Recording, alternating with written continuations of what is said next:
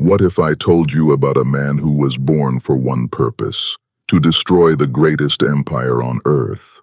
A man who, as a child, swore a sacred oath before the gods to see that empire burn. A man who mastered the art of war to a level that has never been surpassed, leading an army of mercenaries and war elephants over the highest mountains in Europe. Not to raid, not to plunder, but to annihilate Rome itself. For over a decade, he did just that. He shattered legions.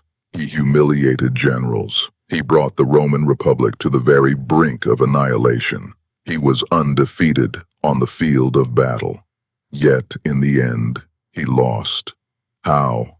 How can you achieve perfection in warfare, win every single engagement, and still fail in your ultimate goal? This is the story of a genius, a nemesis, a ghost. This is the story of the man Rome could not defeat, Hannibal Barca. This is not a quick summary. This is a deep dive into one of history's most epic and tragic sagas. A story that spans decades and shakes the very foundations of the Western world. If you're ready for a true historical epic, get comfortable, hit that like button, and subscribe, because we're going back in time. To understand the monster, you must first understand the world that created him. The 3rd century BCE. The Mediterranean was not a peaceful sea but a violent chessboard, and its two most powerful players were on a collision course. In one corner, the Roman Republic. Rome was not yet the empire we imagine, but it was a predator, a land-based juggernaut driven by an insatiable hunger for expansion. Its strength was not in wealth or culture, but in its people and its system. It was a society of disciplined, stoic farmers who became the most formidable citizen soldiers the world had ever known. They fought in legions, revolutionary units of highly trained infantry that could adapt to any terrain, and they were backed by an alliance system in Italy that provided a seemingly endless supply of manpower. When Rome was defeated, it did not sue for peace. It raised another army, and another. It was relentless, pragmatic, and utterly ruthless in its pursuit of dominance. In the other corner was Carthage, a Phoenician colony on the coast of North Africa in modern-day Tunisia. Carthage was a maritime empire. Its power was built not on soldiers, but on ships and gold. It was a cosmopolitan, wealthy trading hub that dominated the sea lanes of the Western Mediterranean.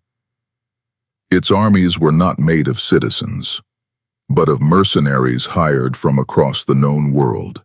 Fierce Iberians from Spain, nimble Numidian cavalry from the deserts, and hardened Gauls. They fought for pay, not for patriotism, led by a Carthaginian aristocratic elite. These two powers, the land and the sea, the citizen and the mercenary, were destined to clash. Their first war, the First Punic War, was a brutal 23-year slugfest over the island of Sicily. It ended in 241 BCE with a catastrophic Carthaginian defeat. Carthage was stripped of its navy, its islands, and forced to pay a crippling indemnity that would bleed its treasury for decades. This was not just a loss, it was a national trauma. And in the heart of a defeated Carthaginian general, it planted a seed of pure, undiluted hatred, a seed he would cultivate in his son, a son who would become Rome's ultimate nightmare. Hannibal Barca was born into this world of defeat and resentment in 247 BCE. His father was Hamilcar Barca, one of Carthage's most capable commanders, a man who had fought the Romans in Sicily with grit and brilliance, only to be betrayed by the politicians in Carthage who sued for peace. Hamilcar never forgave Rome, and he saw in the post-war humiliation an opportunity. The Carthaginian Senate, weak and demoralized, had written off its future, but Hamilcar had a different vision. He proposed an expedition to Spain, a vast, rich land of silver mines and fierce warriors. His official goal was to secure Carthage's finances and rebuild its power. His true goal was to build a new, independent empire, a personal power base loyal not to Carthage, but to his family, the Barcids, an empire from which he could one day launch a war of revenge. According to the Greek historian Polybius, our most reliable source, before he left for Spain, Hamilcar took his young son Hannibal, perhaps only 9 years old, to the temple of the supreme god Baal-Hamon. There, he performed a ceremony that would seal the boy's fate. He made Hannibal lay his hand upon a sacrificial animal and swear a sacred, unbreakable oath, to never be a friend to Rome and to dedicate his entire life to its destruction. This was more than a father's grudge. It was a psychological branding, a lifelong mission that would consume Hannibal's every thought and action. His childhood was not like other boys. While others learned trade and politics, Hannibal learned war. He was fluent in Punic and Greek, studying the campaigns of Alexander the Great. But his real education was the Spanish campaign itself. He grew up in his father's army, a multi-ethnic force of Iberian tribesmen and loyal Carthaginian officers. He learned how to lead men who spoke different languages and worshipped different gods. He learned logistics, diplomacy, and the brutal art of conquest in the rugged Iberian wilderness. When his father was killed in battle, command passed to his brilliant brother-in-law, Hasdrubal. When Hasdrubal was assassinated, the army in Spain, a force of over 50,000 men loyal only to the Barcids, did not wait for orders from Carthage. They unanimously proclaimed the 26-year-old Hannibal as their new commander-in-chief. The instrument of Rome's doom was now in the hands of the man who had been forged for a single terrifying purpose. Now in command of a powerful professional army, Hannibal knew exactly what he had to do. He had spent his entire life preparing for this war. He understood Rome's strengths and its weaknesses. A direct naval assault was impossible. Rome, having learned its lesson, was now a formidable naval power. A slow, grinding war of attrition in Spain or Africa would favor Rome's superior manpower and resources. His strategy, therefore, was breathtakingly, almost unimaginably, audacious. He would take the war to the enemy's heartland. He would march his army from Spain, across southern France, over the Alps, and into northern Italy. Once there, he would not just burn and pillage. He would spend years systematically dismantling Rome's system of alliances, liberating the Greek and Gallic cities who resented Roman rule, and ultimately isolating Rome itself until it withered on the vine, starved of its power base. But he couldn't just invade. He needed a pretext, a justification that would make Rome the clear aggressor in the eyes of the Mediterranean world. He found his spark in the city of Saguntum. Saguntum was a prosperous Greek city on the eastern coast of Spain. Crucially, it lay south of the Ebro River, which the Romans had previously declared in a treaty was the northern boundary of Carthaginian influence. However, Saguntum was also conveniently under Roman protection. In 219 BCE, Hannibal laid siege to the city. It was a deliberate, calculated insult, a gauntlet thrown directly at Rome's feet. The Romans sent envoys, first to Hannibal's camp and then to Carthage, demanding he withdraw. Hannibal dismissed them, claiming the Saguntines had mistreated his allies. The siege was brutal and lasted for 8 long months. The Saguntines fought with desperate courage, But they were no match for Hannibal's siege engines and his determined army. When the city finally fell, it was sacked and destroyed, its population sold into slavery. The message was clear: the treaty was meaningless, and Carthage would not be pushed around. The Romans were apoplectic with rage.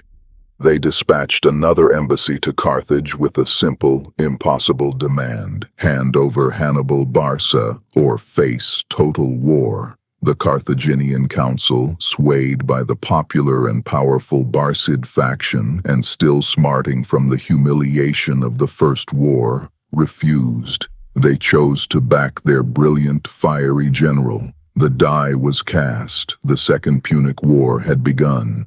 Hannibal had not just lit a spark, he had ignited a conflagration that would engulf the Mediterranean world for 17 long years.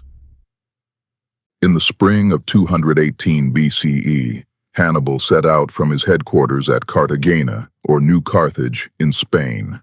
Before him lay a journey of unprecedented scale and danger. But first, he had to assemble his instrument of vengeance. His army was a microcosm of the Carthaginian Empire, a fascinating and formidable force. He had an estimated 90,000 infantry.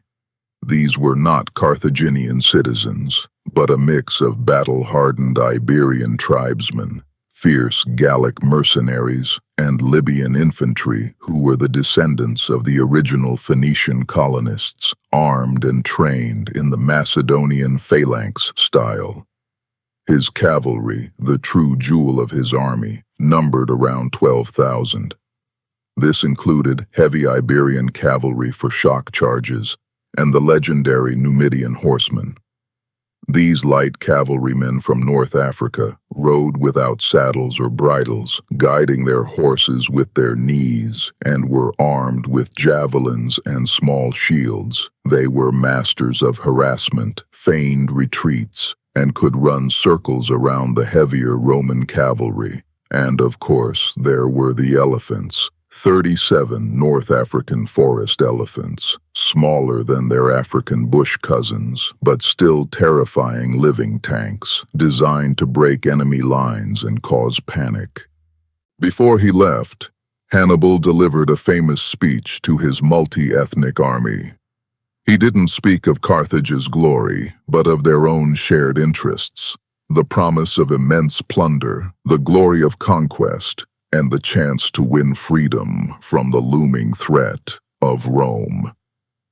He then sent a large contingent of Spanish soldiers home to defend their own lands, a shrewd political move that ensured the loyalty of those who remained.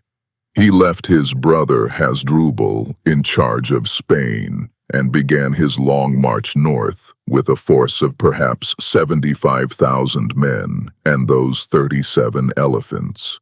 He first marched along the coast, subduing hostile tribes and securing his lines of communication.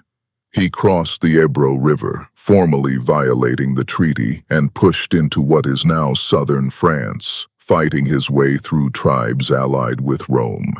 He had to cross the Rhone River, a massive undertaking where he built rafts for his elephants and fooled a local Gallic army into crossing upstream, allowing him to defeat them in detail. By the time he reached the foothills of the Alps, he had already achieved the impossible. He had marched an army of over 60,000 people, 1,000 miles, through hostile territory. But now, the true test, the defining moment of his campaign, lay ahead. The Alps. To the Romans, and indeed to most people of the ancient world, the idea of crossing these mountains with an army was not just daring, it was utter madness. The mountains were seen as an impassable divine wall, a barrier between the civilized world and the barbarous north. But Hannibal understood the psychological power of the impossible. He knew that the sheer shock of his appearance in Italy, descending from the heavens as it were, would be a weapon as potent as any sword, shattering Roman morale before the first battle was even fought. The crossing was a descent into a frozen, living hell. The path Hannibal chose was not a gentle pass, but a treacherous track used only by local tribesmen. The ascent was grueling, but the descent was a nightmare. The paths were narrow, often no wider than a man, with sheer cliffs on one side and a terrifying drop on the other. They were constantly harassed by the alpine tribes who had never seen an elephant, let alone an army, and who would roll boulders down on the marching columns or ambush them from high ground. His soldiers, mostly Iberians and Africans who had never seen snow, suffered horribly from frostbite, altitude sickness, and sheer exhaustion. The elephants, once a terrifying symbol of Carthaginian power, became a terrifying liability, panicking on the icy ledges and blocking the narrow passes. In one particularly infamous defile, his army was forced to stop and camp on a landslide-prone slope. During the night, the ground gave way. Polybius describes the horror vividly. Men and beasts were plunged into the chasm below, their cries swallowed by the storm. Hannibal's army was crumbling. When he finally emerged from the Alpine passes onto the Po River plain in northern Italy, 15 days after he began the ascent, he had paid a terrible price.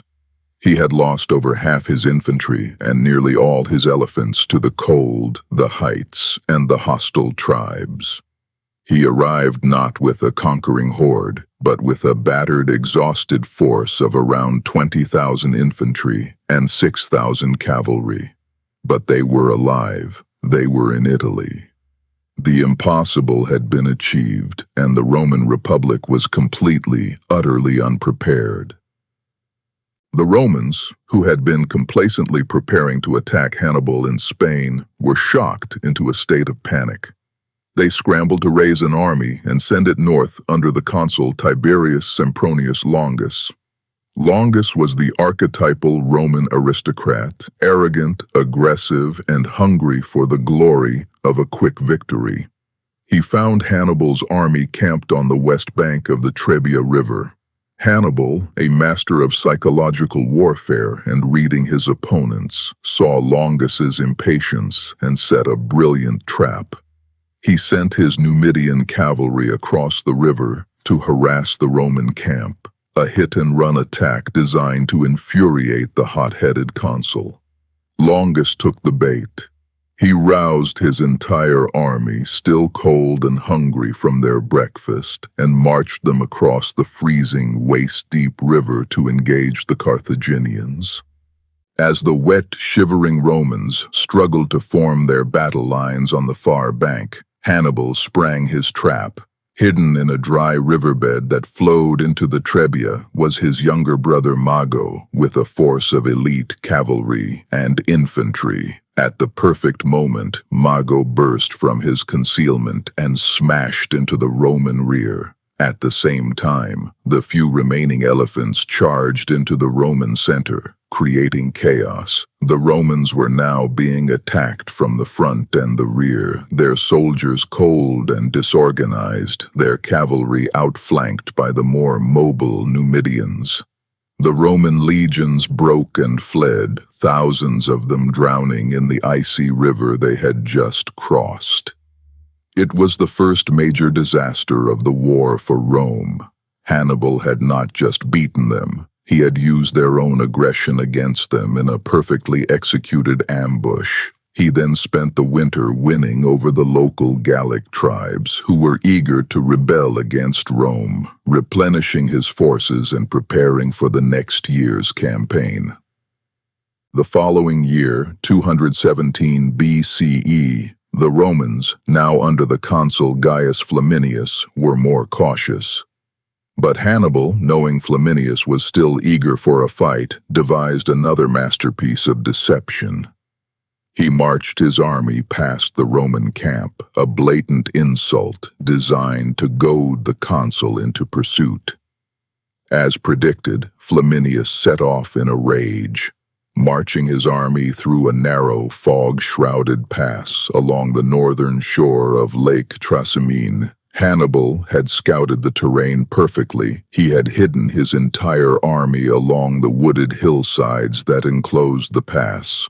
As the long, strung-out Roman column, blinded by the thick morning fog, entered the trap, Hannibal gave the signal. Carthaginian troops crashed down from the hills, sealing the entrance and the exit. The Romans were trapped, with the lake on one side and the enemy on all others. There was no room to maneuver, no chance to form a battle line. It was not a battle, it was a massacre. For 3 hours, the Carthaginians butchered the trapped Romans. Over 15,000 Romans were killed, including Flaminius himself. Thousands more were captured. Panic, raw and absolute, gripped Rome. The enemy was not just beating them, he was outthinking them at every turn. He was a phantom, a ghost who could strike anywhere and vanish. We are at the absolute peak of Hannibal's campaign. He has shattered 2 Roman armies in less than a year, and he's done it by being smarter, faster, and more daring than his opponents. If you are enjoying this breakdown of his genius and the high stakes of this ancient conflict, let me know in the comments below what part of his story fascinates you the most. And if you haven't already, please subscribe and hit the bell icon to get notified when we release the final epic chapter of this war. After the disaster at Lake Trasimene, Rome was in an existential crisis. The streets of the city were filled with the wailing of mourners. The Senate, in a state of terror, appointed a dictator, Quintus Fabius Maximus. Fabius pioneered a new and deeply unpopular strategy: avoid open battle at all costs. Harass Hannibal's foraging parties, shadow his movements, but never, ever engage him in a pitched battle. This Fabian strategy was effective, preventing further disasters, but it was also humiliating for the proud Roman people, who mocked their dictator as cunctator, the delayer. The next year, 216 BCE, the Roman populace had had enough. They demanded decisive action. The Senate raised the largest army in Roman history, a staggering force of 8 legions supplemented by allied troops, totaling nearly 80,000 men. They marched south to meet Hannibal on the plains of Cannae in Apulia. The terrain was flat, perfect for Rome's numerical superiority and for its massive cavalry forces. The Romans were supremely confident. This time, there would be no tricks, no ambushes. This time, they would crush him with sheer weight of numbers. Hannibal, outnumbered nearly 2-1, saw the Roman plan and prepared one of the most brilliant tactical maneuvers in military history. He deployed his army in a strange, crescent-shaped formation. He placed his relatively weaker Gallic and Spanish infantry in the center, bowing outwards towards the Romans, creating a vulnerable-looking bulge. He held back his elite, battle-hardened African infantry on either flank, angled slightly back. The battle began, and as Hannibal had predicted, the Roman legions, packed tightly together, smashed into his center, pushing it back. The Romans thought they were winning, pouring more and more men into the center, driving the Carthaginian line inward. But this was exactly what Hannibal wanted. As the Romans pushed deeper and deeper into the pocket, his elite African infantry on the flanks began to advance, swinging inwards like 2 giant closing doors, enveloping the Roman flanks. At the same time, his vastly superior Numidian cavalry had routed the Roman cavalry on both wings. Instead of chasing them from the field, they wheeled around behind the entire Roman army and sealed the trap. The Romans, thousands of them packed into a shrinking, suffocating space, were completely surrounded. The noose tightened. It was a slaughter of unimaginable proportions. There was no escape. Roman soldiers were killed where they stood, their bodies stacked so high that the Carthaginian infantry had to climb over them to reach the next ranks. Over 50,000 Roman soldiers were killed or captured, a third of Rome's male fighting population, in a single afternoon. A Roman survivor later wrote that the dead formed a bridge over which the Carthaginians could walk. Cannae was a catastrophe from which Rome should never, ever have recovered. In the aftermath of Cannae, the Roman world shattered. The city of Capua, the second largest in Italy, defected to Hannibal. Many of Rome's Samnite and Greek allies in the south did the same. The mighty kingdom of Macedon in Greece allied with Carthage, opening a new front in the war. Hannibal was at the zenith of his power. He had achieved his primary strategic goal. He had broken Rome's confederacy, and yet he did not march on Rome itself. This is the great debate of his career, the single decision that has haunted historians for over 2,000 years. His cavalry commander, Hannibal, famously declared, "You know how to win a victory, Hannibal, but you do not know how to use one." Why did he hesitate? The traditional view is that this was a fatal error of judgment. With Rome in a state of absolute panic, its armies destroyed, a direct assault might have succeeded. But the reality is likely more complex and reveals the limits of Hannibal's strategy. First, his army, though victorious, was exhausted and had suffered significant casualties. It was an army designed for maneuver and pitched battles, not for a long, grueling siege. Second, and most critically, he lacked the siege engines necessary to take the city of Rome, which was defended by massive walls and, more importantly, by the remaining Roman citizens who would fight to the death. Third, his entire strategy was based on breaking Rome's political power, not annihilating the city. He believed that if he could dismantle their empire, Rome itself would become irrelevant. By choosing not to march on Rome, he gave the Republic the one thing it desperately needed: time. Time to regroup, to learn from its mistakes, and to revert to the Fabian strategy of attrition. Hannibal's genius was in tactics, in the art of the single, decisive battle. But his grand plan to dismantle Rome's empire piece by piece was a slow one. And in a war of attrition, time was the one resource Rome had more of than anyone. For the next 11 years, Hannibal remained undefeated in Italy, a phantom that Rome could not catch or kill. But the war slowly, inexorably turned. This period is often overlooked, but it is where the war was truly won and lost. Hannibal's strategy of breaking Rome's alliances was only partially successful. While the south of Italy defected, the central Italian allies, the Latins and the Etruscans, remained loyal to Rome. They had been integrated into the Roman system for generations and saw Rome as their protector, not their oppressor. Hannibal was a foreign invader, and his Carthaginian army could not be everywhere at once. The Romans, under Fabius's guidance, reverted to their war of attrition.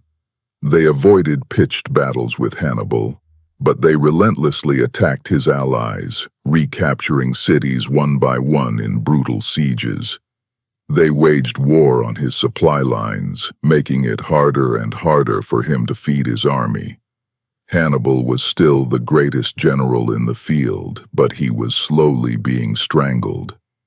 He requested reinforcements and money from Carthage, but the Barcid faction's enemies in Carthage, who had always been jealous of his power, were slow to respond. They were more concerned with their own political maneuverings than with supporting a general who was winning a war thousands of miles away. Hannibal was left to his own devices, a master tactician without the resources to achieve his ultimate goal. While Hannibal was bogged down in Italy, a young Roman general named Publius Cornelius Scipio was learning the hard lessons of war. He had fought in Spain, and unlike his predecessors, he did not just fear Hannibal, he studied him. He saw how Hannibal used his superior cavalry and how he combined different troop types.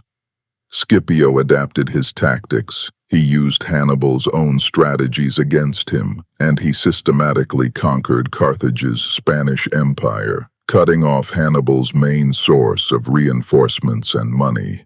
Scipio was brilliant, charismatic, and a bold risk-taker. He understood what Hannibal had known from the beginning. The only way to defeat Hannibal in Italy was to take the fight to Carthage. By threatening the Carthaginian homeland, he could force them to recall their greatest general. In 204 BCE, after securing North Africa, Scipio invaded the Carthaginian homeland.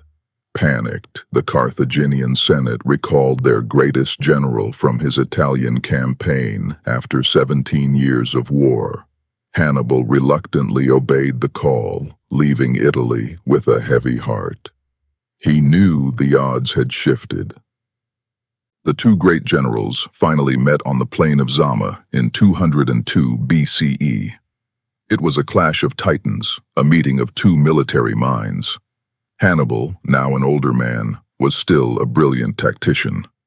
He fielded 80 war elephants, hoping to shatter the Roman lines as he had done in the past. But Scipio was prepared. He had spent years studying his enemy. He arranged his legions in lanes, leaving gaps in his formation that allowed the elephants to charge harmlessly through to the rear, where they were dealt with by his skirmishers. The battle then settled into a brutal infantry fight between Hannibal's veterans and Scipio's hardened legions. Just as it seemed Hannibal's third line might win the day, Scipio's cavalry, which had routed the Carthaginian horsemen, returned and crashed into Hannibal's rear. It was Cannae in reverse. The Carthaginian army broke. Hannibal had lost his first and last major battle. After the battle, the two men supposedly met. Scipio asked Hannibal who he believed was the greatest general in history. Hannibal named Alexander the Great, then Pyrrhus of Epirus, and then, with a wry smile, named himself. "If I had not been defeated by you," he said, "I would have placed myself before all others." Hannibal returned to Carthage not as a defeated general, but as a hero. He had fought for 17 years against impossible odds. He immediately entered politics, trying to reform the corrupt Carthaginian state and pay off the war reparations to Rome without crippling his nation. He was brilliant, but his political enemies, who had always feared his power, conspired against him. They informed Rome that Hannibal was plotting another war, a lie that the Romans, who still lived in fear of his name, were all too willing to believe. A Roman mission was sent to arrest him. Forewarned, Hannibal fled Carthage in 195 BCE, beginning a long, sad exile. He became a ghost, a consultant to the enemies of Rome, a kingmaker without a kingdom. Wherever he went, the shadow of Rome followed. In 183 BCE, the Romans finally tracked him down to the court of Prusias, the first of Bithynia. Trapped in his villa with Roman soldiers closing in, the 65-year-old Hannibal took his own life by drinking poison, reportedly saying, "Let us relieve the Romans from the anxiety they have so long felt, since they think it tries their patience too much to wait for an old man's death." He died as he had lived, on his own terms, a final act of defiance against the empire that could never truly defeat him on the field of battle. So, how do we judge Hannibal Barca, the man who won every battle but lost the war? In a purely strategic sense, he failed. He did not destroy Rome, but in another, more profound sense, his legacy is immense. He was the greatest military mind of the ancient world, a master of strategy, tactics, and psychology. His victories at Trebia, Trasimene, and Cannae are still studied at military academies today. He forced Rome to evolve. The trauma of his invasion forged the Roman Republic into a harder, more ruthless, and more efficient war machine. The very tactics and strategies Scipio used to defeat him were learned by studying him. In a way, Rome had to become a little bit like Hannibal in order to survive him. He is the eternal symbol of the brilliant underdog, the individual who stands against an overwhelming power and almost brings it crashing down. He wasn't just a man, he was an idea that even the mightiest empire is not invincible. And that is a legacy that has never truly been defeated. Hannibal Barca's story is more than just a tale of ancient warfare. It's a timeless tragedy of genius, ambition, and the crushing weight of history. He was a man who defied the impossible, who crossed mountains and shattered legions, driven by an oath made in childhood. He was the nightmare that forced Rome to become the empire we remember. His ultimate failure to conquer Rome does not diminish his brilliance. It only deepens the tragedy of his story. He remains the ghost at the feast of history, the man who proved that even in defeat, one can leave an indelible mark on the world. The greatest enemy Rome ever faced wasn't one they could conquer on the battlefield, but one they had to become in order to survive. Thank you for joining me on this incredible journey into the life of Hannibal. If you learned something new today, please consider giving this video a like. It really helps the channel grow. Let me know in the comments who you think was the greater general, Hannibal or Scipio. And don't forget to subscribe and hit that notification bell so you don't miss our next deep dive into history. Until next time, stay curious.